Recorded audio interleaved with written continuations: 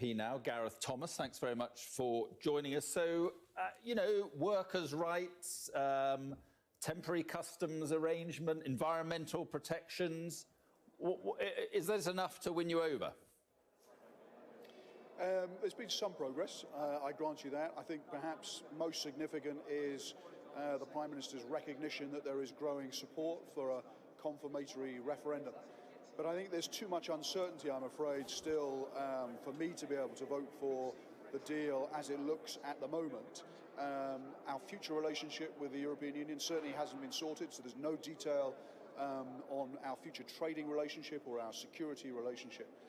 And I do think the British people increasingly want to have the chance to confirm any Brexit deal that gets through the House of Commons in a referendum. Right. I mean, it's a little odd the way she's saying vote for the withdrawal agreement and then you can have a vote about a possible second vote. So it's a curious way around. It's already been described as a trick tonight. Yeah, I mean, I think my own sense of it is it doesn't go far enough. I think her cabinet should have endorsed a full second referendum. There is growing support. Every opposition party supports a confirmatory vote in the House of Commons. Increasing numbers of our own side support a confirmatory vote.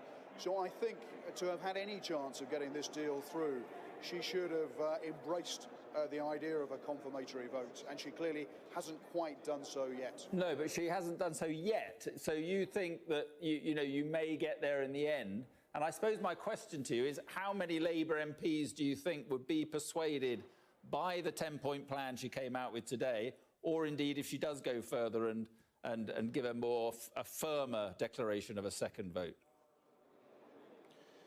Well, I think she's failed to budge enough, I think, on two huge issues for us. One is the customs union, and the second is the confirmatory vote.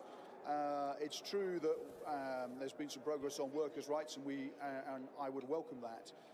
But a customs union is essential for protecting jobs, protecting that frictionless trade.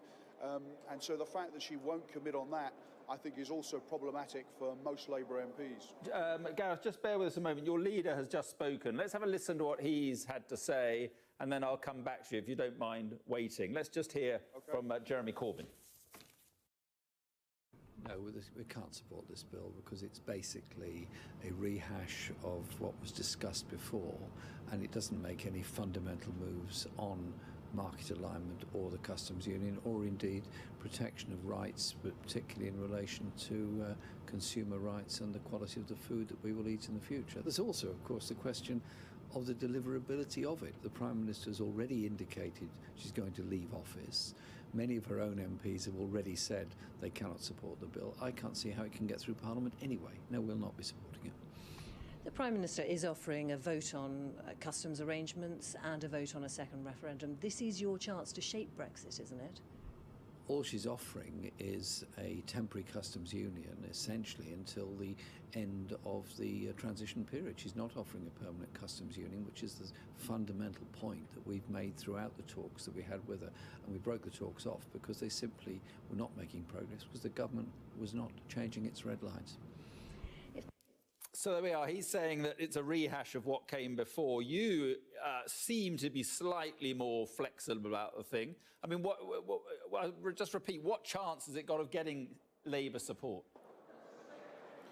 I have to say, I think it's got very little chance of getting Labour support.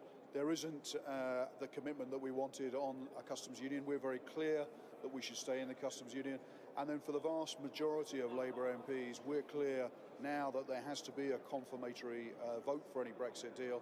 And she doesn't go far enough on that. And then, as Jeremy said, it doesn't look like she's got the support on her own side or of her allies. Yeah, it seems that way. OK, Gareth Thomas, thanks very much indeed. Thank you. Now, 500.